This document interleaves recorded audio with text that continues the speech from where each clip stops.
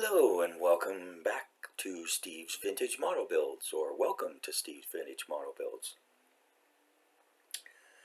Returning subscribers and returning viewers, welcome back, and a very hearty welcome to those who might be stopping in for the first time. Alright, so today, actually before we get started on this, where is it?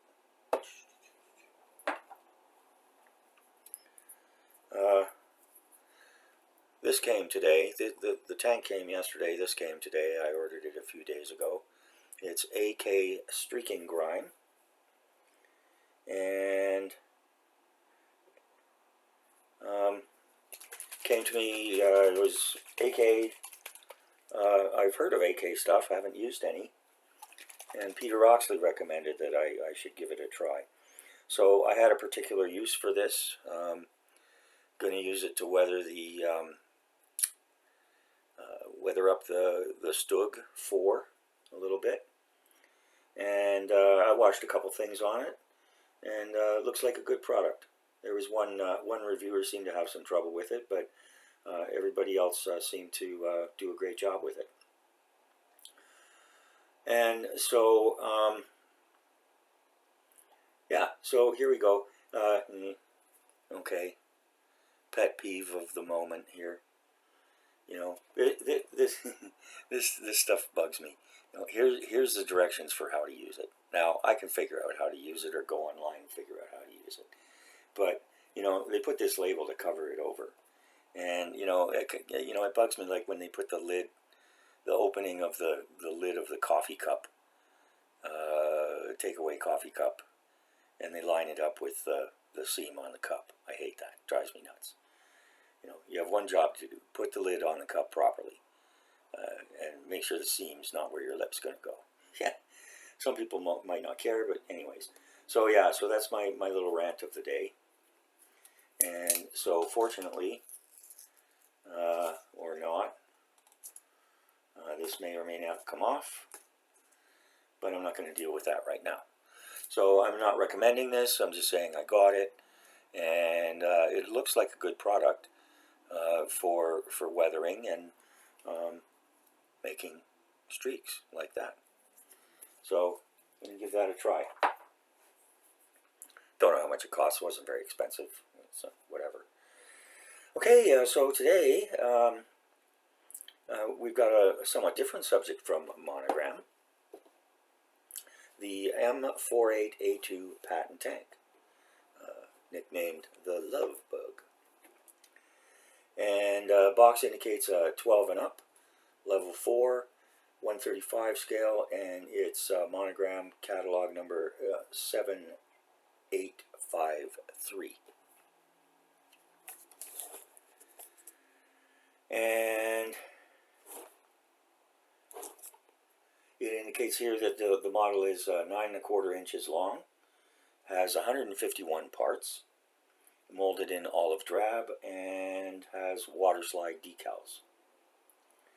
And there are multiple options for the decals, and it has the you know, vinyl treads. The note here says the M48A2 Patton tank was named for General George S. Patton, famous tank commander of World War II. We're going to talk a little bit more about him in a minute. It's a heavily armored. It was a heavily armored, full-track laying combat vehicle with a 90mm gun, 30 caliber machine gun in combination mount, and I guess that's what they call a coaxial now, and a 50 caliber machine gun in the commander's cupola or cupola. Opening and closing hatches, movable turret, cannon, machine gun, and tank treads. It also includes 2 crew members and 6 military figures. That's kind of what attracted me to this kit, other than the fact that I just wanted a Patton. As far as skill level goes, skill level 4, age 12 and up, requires paint, glue, and tools. Now, here it says level 4, and level 4 up to 120 pieces. But they've just told us that there are 151 pieces. So, in any case, on the back here, the copyrights are for Revell, which now owns the rights to Monogram and most of their kits. And I don't see a copyright date here. Oh,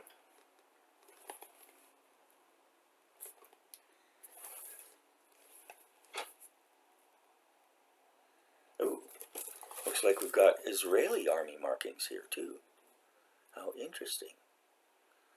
Israel Defense Forces, it gives you the paints.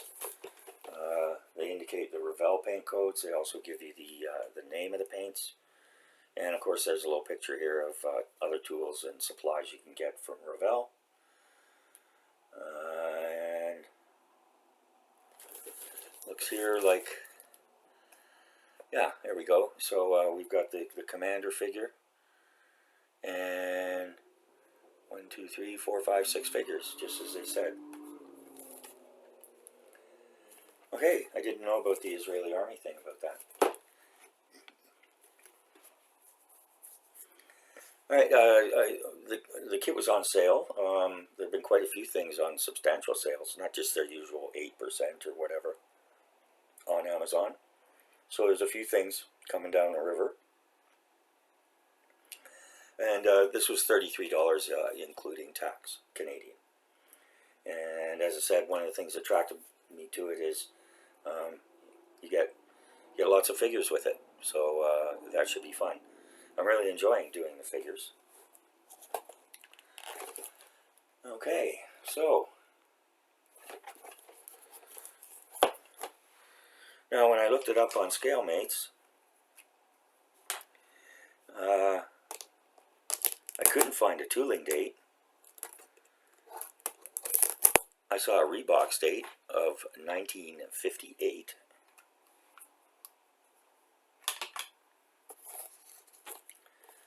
So that's a mystery remaining to be solved.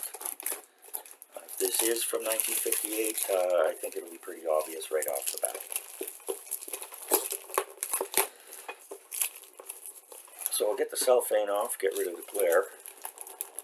Come on.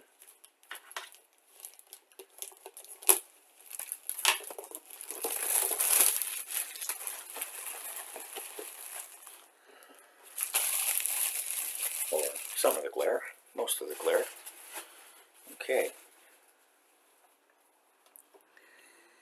And let's talk a little bit about George Smith Patton Jr.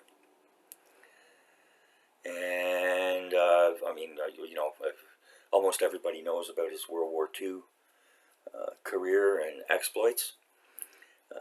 He was nicknamed Bandito and Old Blood and Guts, born in San Gabriel, California, down in the San Gabriel Valley, east of Los Angeles. And he attended the Virginia Military Institute and the United States Military Academy at West Point. At West Point, he studied fencing and designed the M1913 cavalry saber, more commonly known now as the Patton saber. He competed in the modern pentathlon in the 1912 Summer Olympics in Stockholm, Sweden. Again, he was in the cavalry, and he entered combat during the Pancho Villa expedition of 1916, the United States' first military action using motor vehicles. And by the time World War I came around, he first went over as Black Jack John Pershing's part of his staff, getting things prepared for the Americans coming over, training and all that kind of stuff. And through his experiences there, he ended up in command of a French Renault tank, and then went on to become part of the new United States Tank Corps, and he commanded the U.S. Tank School in France. He led tanks into combat and was wounded near the end of the war. I believe he got shot in the backside. In the interwar period, Patton became a central figure in the development of the Army's armored warfare doctrine. He served in numerous staff positions throughout the country. By the time the United States entered World War II, he was in command of the 2nd Armored Division. First led troops into the Mediterranean theater with an invasion of Casablanca during Operation Torch in 1942. That was the invasion of North Africa.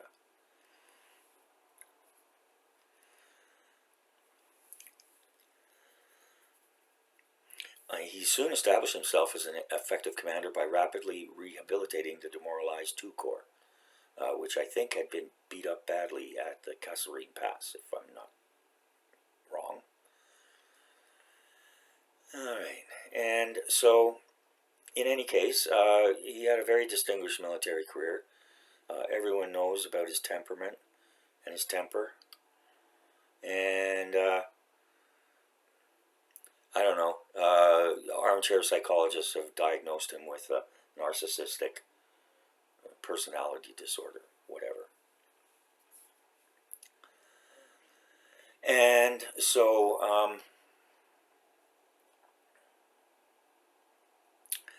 I mentioned that he competed in the 1912 pentathlon at the Olympic Games, and he was the only American amongst those. He placed 21st on the pistol range, 7th in swimming, 4th in fencing, 6th in the equestrian competition, and 3rd in the foot race, finishing 5th overall, and 1st among the non-Swedish competitors.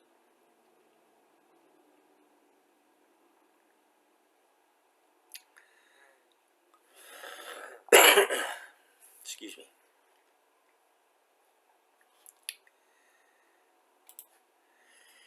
And he did so well, they named a tank after him. A pretty good tank, by all accounts. This came along after the Second World War.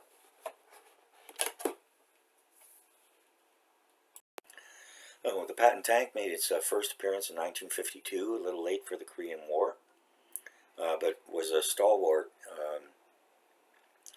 through much of the Cold War, all the way through to Vietnam, and even later on in the Israeli and other armies.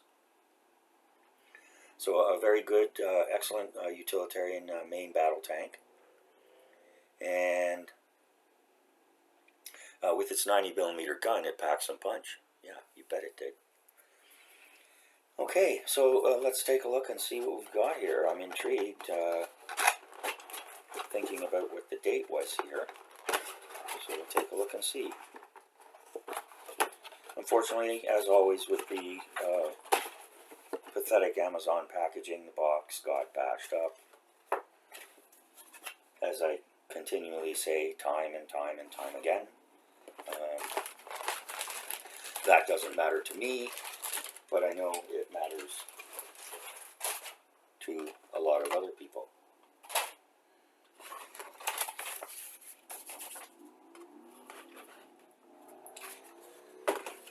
Alright, so we're going to set the instructions aside here.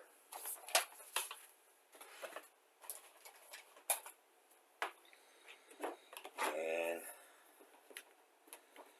we have some very heavy and quite wide vinyl tracks, nicely detailed,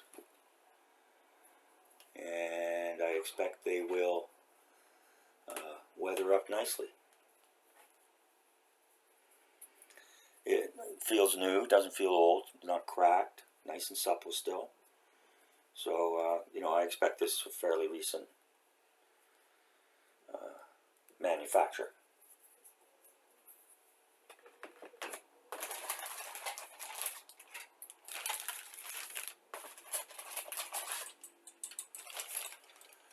Okay, so we got 2 sprue bags and an extra sprue bag.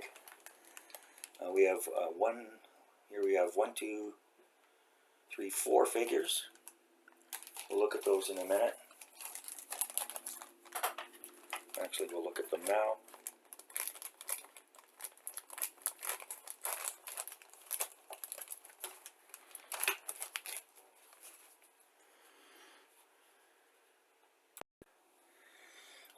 And so we get stands for them. There's one here lying down. The figures have nice detail. They're going to need some cleanup. But yeah, the uniforms are nice, nicely detailed. And we have here a flamethrower, a grenade thrower, somebody looking like they're ready to bayonet somebody else or charging. So that's 4 of the figures. And there's some interesting facial expressions. This guy looks like he's laughing.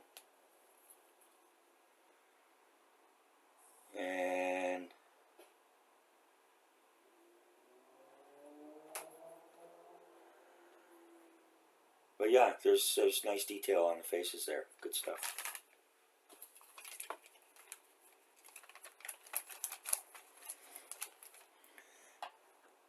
The end of the rifle here and the bayonet got bent a little bit. I don't know if I'll be using any of these guys, but we'll see. See how it all builds up. Might use them for something else. Yeah, they do look like World War II, but I could be wrong.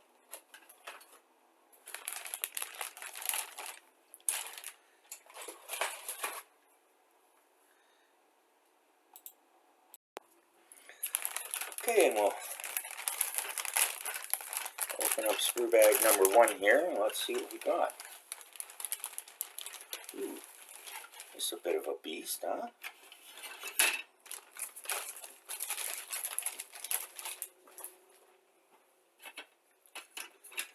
Okay, let's get 1.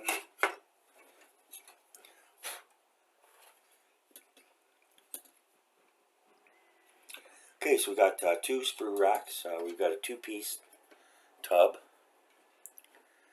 Nicely detailed here with the vents. Got shovels and tools loaded in. Cable, towing cable, toolbox. A few other things. There's the cupola. And this looks like that's a little bit bent from getting kicked around. And looks like this is for the gun mount. And there's the coax machine gun. And here we've got the turret, and I guess this is the back end of the tank. And that's interesting how that's going to go.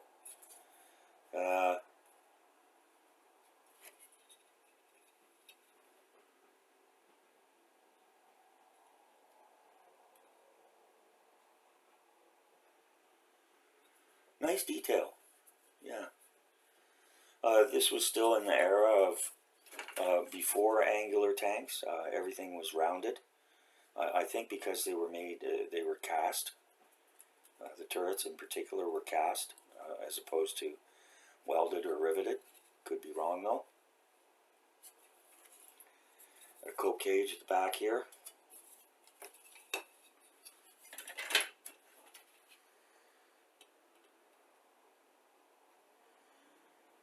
Not bad. From the look of it, though, I think this is from, originally designed in the 50s. Which I think would make it the oldest design kit that I've had. Alright, and we move to sprue bag number 2.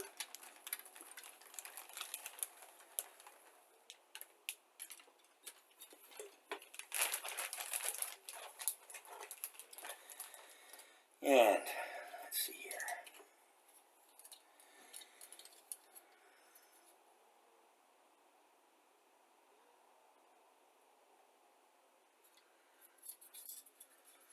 We get our other figures here. I guess this is the commander figure, and I suppose this is the driver figure. We've got two helmets. Are those helmets? Huh? They look more like domes than helmets, but we'll see how that goes. And of course we have the tank commander here with his soft cap, and this guy here. So maybe these aren't their helmets. They already have their helmets. Again, the detail's pretty good.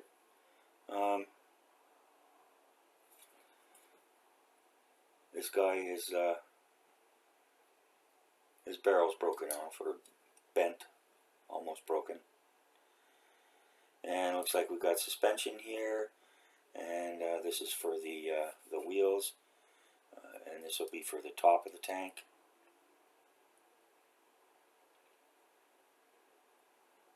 Molding's not bad. There's some seams to be dealt with, but I'm not really seeing any flash whatsoever.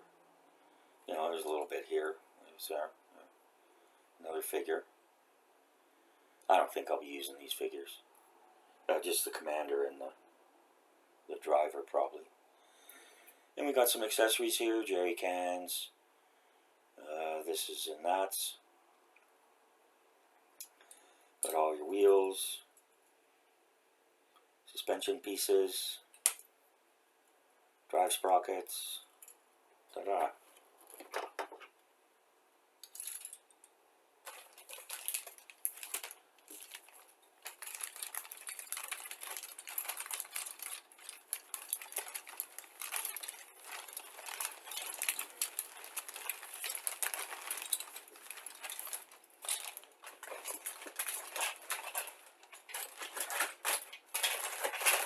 I'm not sure how long the Patton was in service with the IDF. During and after their War of Independence and well into the 1960s, you know, the IDF, you know, they took what they could get, man, and did really well with what they did get. So, and as indicated at the beginning, served well into the Vietnam War and after. So we get the here's the decals.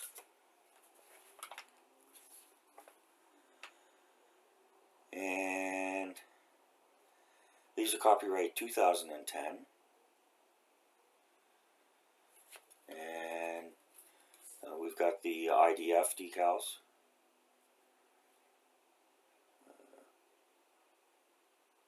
3-4 Cav. Designations. This is if you're going to do Vietnam era, love bug, peace symbols, flower power. Here come the judge, short timer, short.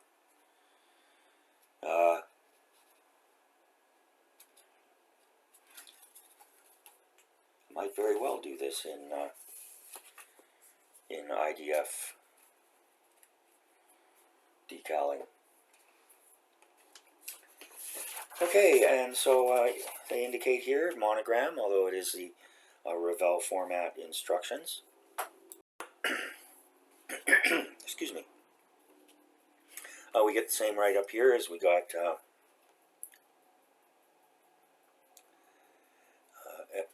excuse me. Same right up here as we got on the side of the box. Very bare bones. Tells you about the vital statistics of the tank, and then kind of morphs into product description. You know, figures, crew members, things that move, all that kind of stuff. Okay, so, and then we got the usual warning, read this before you begin.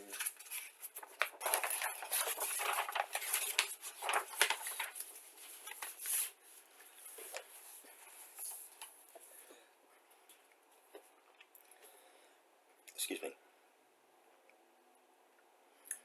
They give the Revell paint codes for the paints, and then in the instructions themselves, they use a letter system: silver metal, black silk matte, olive green silk matte, etc., etc., etc. Flesh, brown matte, all that stuff. And we've got the usual glossary or key for terms in the instructions. We have parts list, which only goes up to 50 odd. So maybe they only count all those suspension pieces as one piece. I don't know. In any case, go take a look here.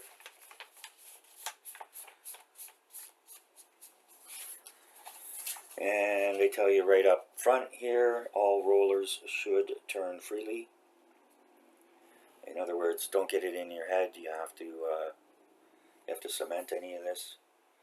And it looks like in some cases, looks like you melt this hatch pin on, which is kind of cool. And it indicates when hatch is in position, flare end of pin by heating just enough so it will soften the plastic and stay in place, but yet easy to move and not come out. So, in other words, you don't want it flapping around, but you don't want to weld it to the body of the model. And for younger people, maybe even some older people, be very careful when you're using the heating methods. This indicates, you heat a screwdriver, and then, you apply the heat. Don't put the screwdriver down on paper towel or any other plastic till it's cooled off. And, or even better, dip it in some water when you're done. That'll cool it off real quick. Okay, and so here we've got the three-piece. We start off putting in these rollers, and these go on the top part of the tank. These would be the road wheels, I guess. No. I can't remember what they're called. I will remember. Here it's indicated we've got all the colors: D, olive drab. So we've got the two-piece, and then the back end. Then we've got back end detail, indicating how to paint this up. This piece goes in here, that piece goes in there, all the different colors to paint it. And then you go from, you put the top of the tank onto the tub of the tank. And then you have a shell. Okay, and then here, again, almost everything olive drab, a little bit of metal. These go on the side, the sprockets. Are these called return wheels? I can't remember. These are the road wheels. Idlers. These are what these... I told you I'd remember. Idlers. And again, all rollers should turn freely. And as I've said many times, I don't break my back over it. If I have to glue something, I have to glue it. It's not important for me to be able to roll it across the floor or whatever. It's nice if I can do that, but in any case.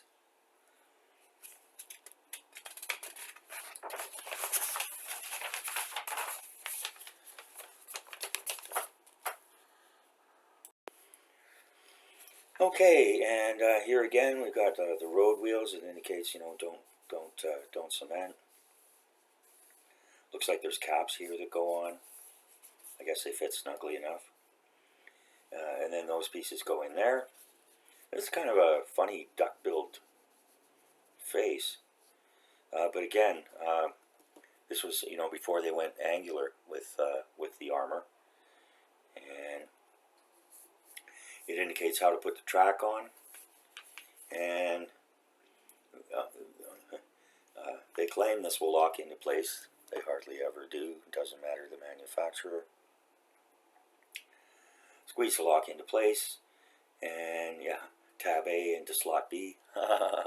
Guys my age will remember that, and older.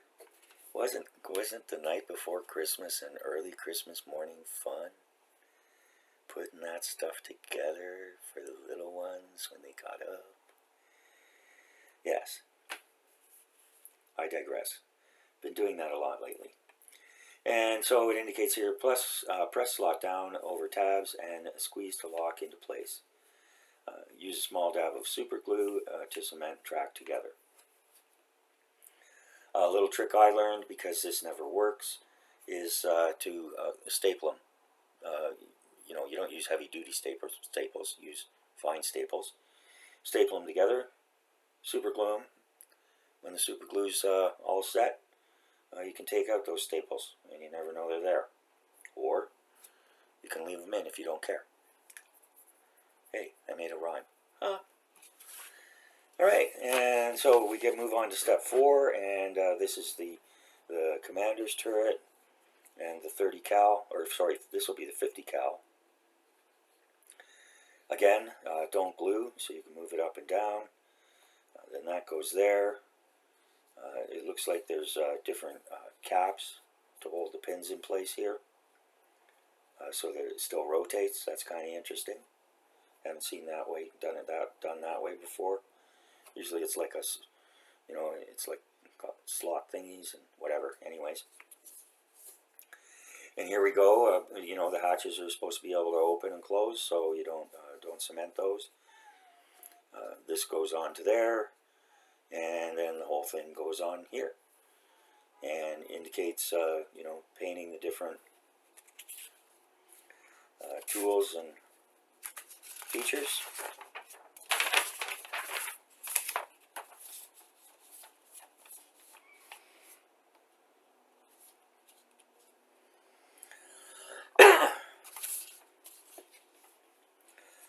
And lastly here, we've got the top of the tank goes onto the body of the tank. It indicates where to cement it. And then we've got this rear cage or bustle. I guess that's what it's called, a bustle. It's not an enclosed bustle, it's an open bustle, but I guess it's a bustle. I don't know that much about bustles, except that there were a lot of bustles in Gone with the Wind. Alright. And step 6 has to do with the smaller accessories. Oh yeah, so that goes there. That's something on the side, it's not a helmet. And we've got various rungs and so forth. They give you paint notes, which is very nice. And then we get the final details here with the jerry cans. I expect these are for water as opposed to gasoline. This was a gasoline engine up to the A2C version. After that they were diesel versions. And yeah, because a couple jerry cans yeah, a couple jerry cans wouldn't take it very far, that's for sure. So I expect that's for water, either for the crew or for the radiator cooling system.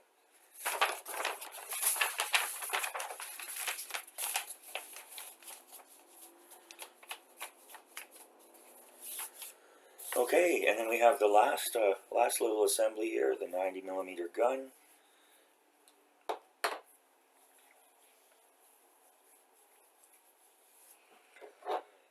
Which I expect was pretty much the most powerful tank gun of the time. And how that fits into there, and then that fits into there, and then that fits into there. Don't glue that. It's just going to go like that. Looks like you get an antenna. You don't have to do a melt on that. This looks like it's going to be fun.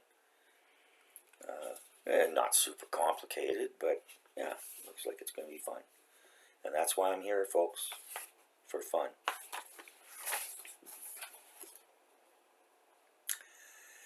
And then we get painting and detailing the various different soldiers.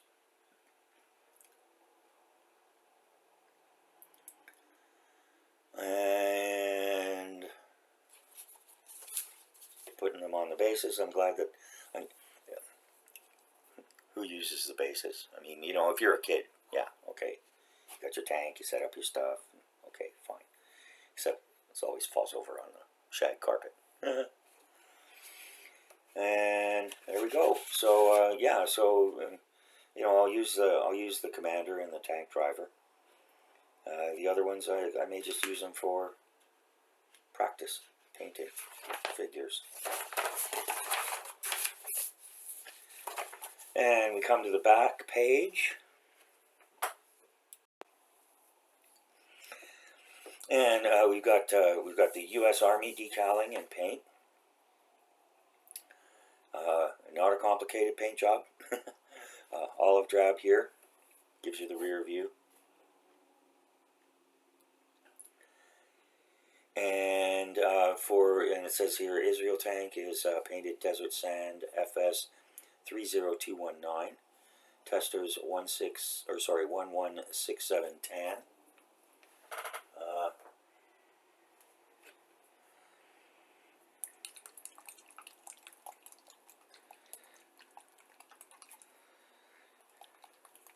Tan will probably work, but I also have this IDF Sinai Gray, which is kind of a gray with some green undertones, maybe. Anyways, this is Model Air from Vallejo, so that'll go straight into your airbrush if you so desire.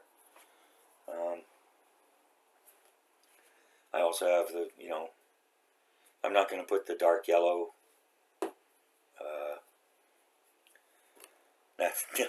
I'm not going to put the dark yellow Nazi German color on the Israeli style tank. Sorry, guys. So, anyways, yeah, I got plenty of, I've got, what do you call it? Wooden deck tan, wood color, all sorts of different colors. But yeah, I expect that I'll do. See, wooden deck tan. Okay, whatever. They also used whatever paint they could get their hands on. Okay, that's what I'm saying. That's what I'm telling myself. Okay, and here the instructions are 2021. So I expect this is a fairly recently produced kit. Although I'm not surprised at all that this came out first in the late 1950s.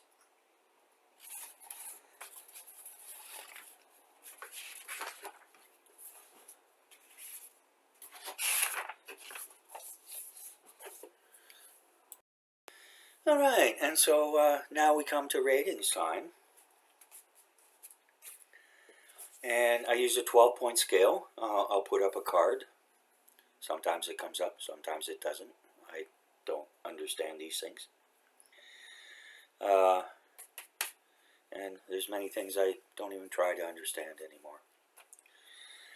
Okay, that's the advantage of being retired and getting old. And so before I get down to the actual numbers here, I'm actually kind of impressed with this kit. In particular, if it was, if it was originally tooled in the 1950s, my goodness. And I'm sure parts have been updated and so on and so forth. But yeah, I mean, heck. We call this Steve's Vintage Model Builds channel, and you don't get much more vintage than Monogram from the 1950s. So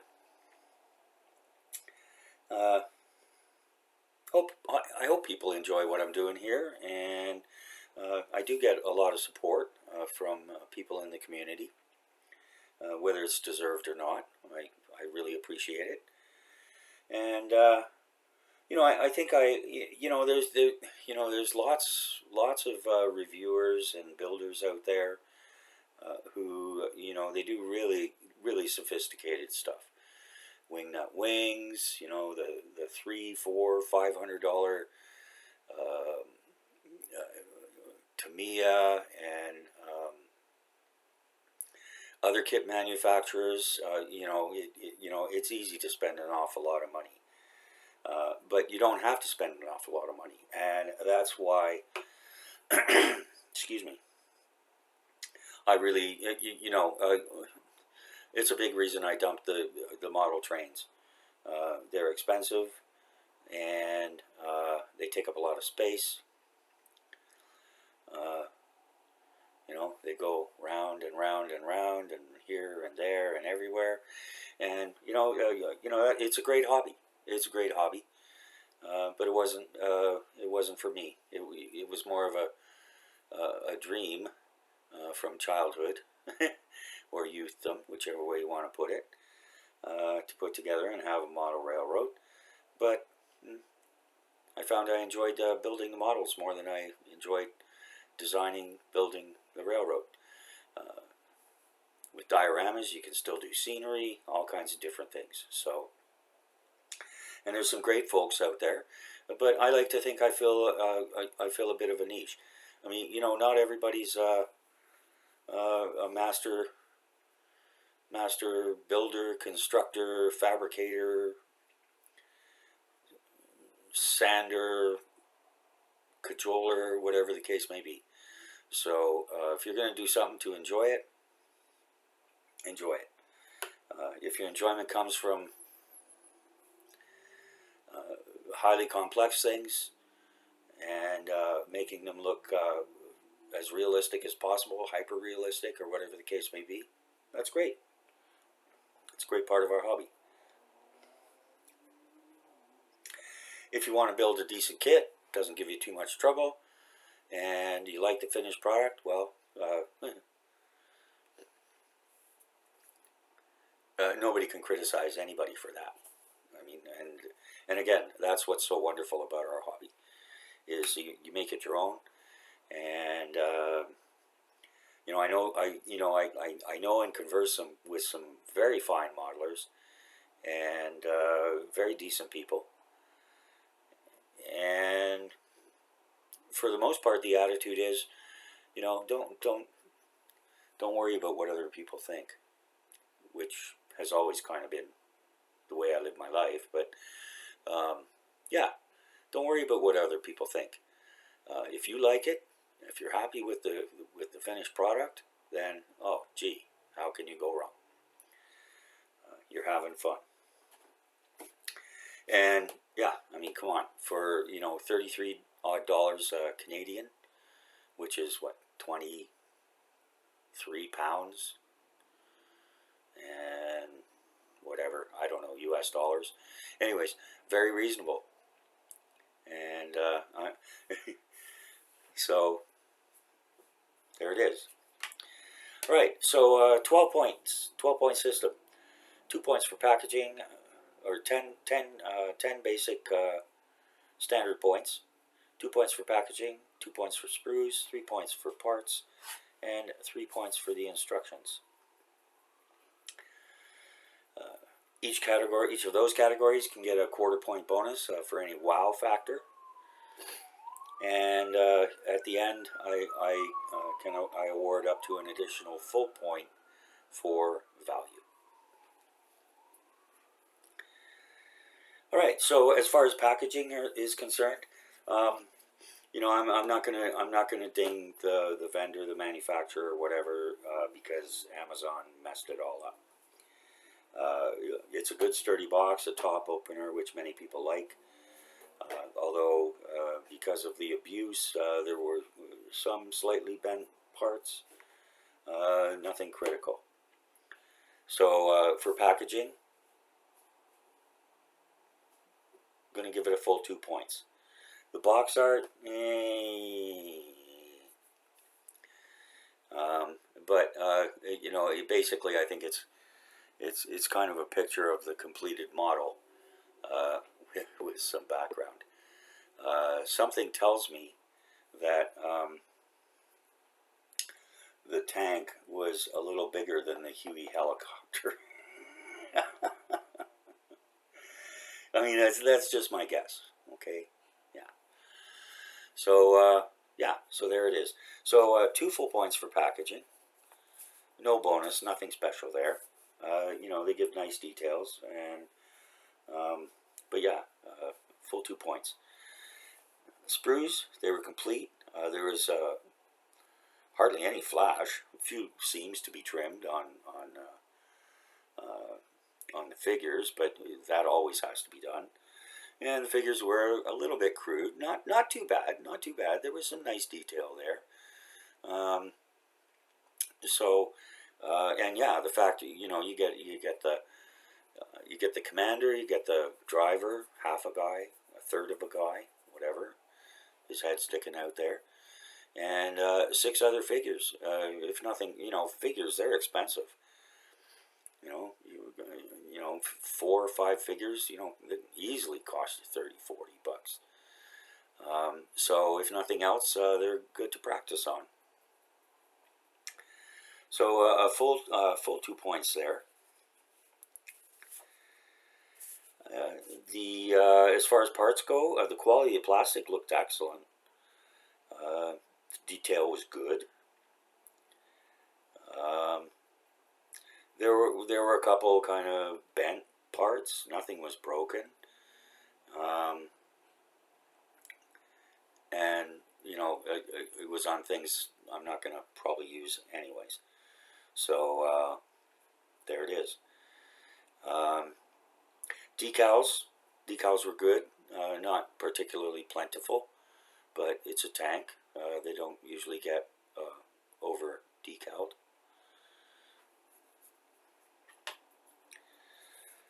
So 3 points there, plus a 1/4 point for 6 figures. Come on, yeah, get a bonus for that. Instructions, general service, and history notes were very basic. Gonna ding them a 1/4 point on that.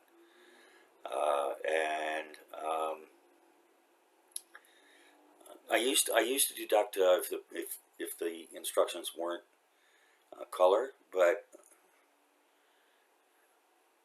I'm not going to do that anymore. We get nice box art all around, different decals, different paint schemes, and I think color's going to go into the 1/4 point bonus wow factor. The instructions are laid out well, they're clear, everything looks great. So 2.75 there. As far as value bonus points are concerned, I'm going to give it 3/4 of a bonus point. I already gave a 1/4 bonus point for the figures, but yeah, you get 6 figures. It's a good little kit. Got plenty of parts, but not too complicated, and something you could have a lot of fun with. And when I look at value, I look at how much enjoyment are you going to get out of it? $33, $35, call it, to make it even.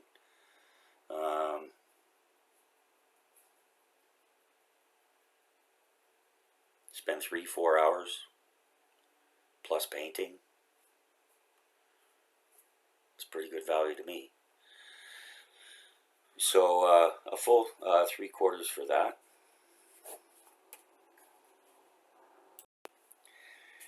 Pretty good for the ums and ahs tonight, although rambling a little bit. The heart attack head creeps in one way or another. Can't avoid it. That's just the way it is, and well,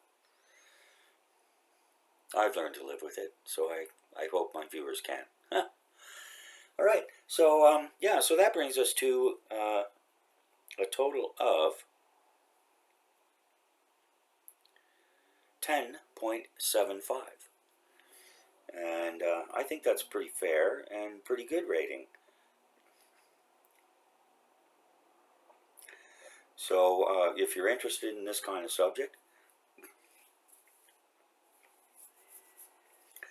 And you're not the kind of modeler who goes in for torture, frustration, and ultra meticulous work. Can't go wrong. So there you go. That's it. As always, it's my opinion, and I always select my kits carefully, and so I'm usually not surprised when things come along, and rarely disappointed. I try to do the research, and that's the best advice I could give to anybody who's entering the hobby, especially. Do your research. Go to ScaleMates. It's free. It doesn't cost you anything.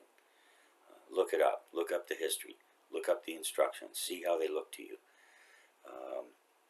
Watch kit reviews so you can see how the kit goes together. Problems that might happen. Even the best manufacturers, they have wonky stuff that sometimes it's it's. I had one of my earlier kits was the which ended up turning out pretty good. Was the Tamiya, the 2019 Spitfire, and viewers and subscribers will know I love Tamiya, and for very good reasons. But this one kind of fell down a little bit for me. At first, I thought it was just me. There were some real issues with the cockpit and a couple of other things. But then I talked to a couple of other people in the community who had the same problems. And so if you're looking for a Spitfire, it's a great kit. It's still a good kit. But there are some issues with it. And to be honest, earlier Tamiya Spitfire kits are actually better. So I don't know what happened there. Not sure what's going on with Tamiya. They just released their 2024 catalog. It seemed to be quite delayed. But yeah, it's I saw a modeler, I believe in the UK, a mature modeler, who, for whatever reason, had never built a Tamiya kit. Hard to imagine if you've been in the hobby for quite a while. But had never built a Tamiya kit, and they were just thrilled when they built it. Not even sure what kit it was, but they were very pleased. I know, some people call them shake and bake kits because they go together so well and they're engineered so well. They still have challenges to them, but they're not stupid challenges. I mean, for me, they just seem to get it right every single time. And I think in their whole range, over all the years, there's probably only 2 or 3 real dogs from Tamiya. The Sea Harrier comes to mind. The old Sea Harrier comes to mind. And there's probably 1 or 2 others out there. But for the most part, you can't go wrong. And I'm finding out here too, for older kits, Monogram, you can't go wrong either. They're nicely engineered, and the moldings are good. Not the most complex kits in the world, but hey, not everybody wants that, including me. Not that I don't go OCD on some stuff. Okay, so that's it for today, and I appreciate everyone being patient with my ramblings. And shout out to all my buddies, so many of them out there, hard to name. We got Robert Payne, we've got Mario over in Malta, who everybody's jealous of Mario because he lives in Malta. Peter Oxley, Zinzan Scale Modeling, Ice Queen 7 at Ice Queen Scale Models, Plastic Monkey. It's just such a great community, and I'm so very pleased to be involved in it now. There's a lot of things wrong with our modern world and technology and so on and so forth, but one of the great things is the ability for good people to be able to communicate and share. So leave comments. I welcome comments. I don't mind criticism. Criticize away. If there's something you don't like, I'm always happy to learn if I've made a mistake. I made a couple big boo-boos on the Apollo 11, the Revell Apollo 11 review, some of which were pointed out to me in a polite way, others were not. But I'm always happy to learn. So just keep things respectful. Remember that younger people might be watching this. They get enough junk out there and profanity and nastiness. So let's keep this as a nice little bubble. All right. So that's it for tonight. Thanks again. I really appreciate it. And more than anything, I just appreciate my ability to do this. So have a great day. Thanks for stopping by. And we'll see you next time. Bye now.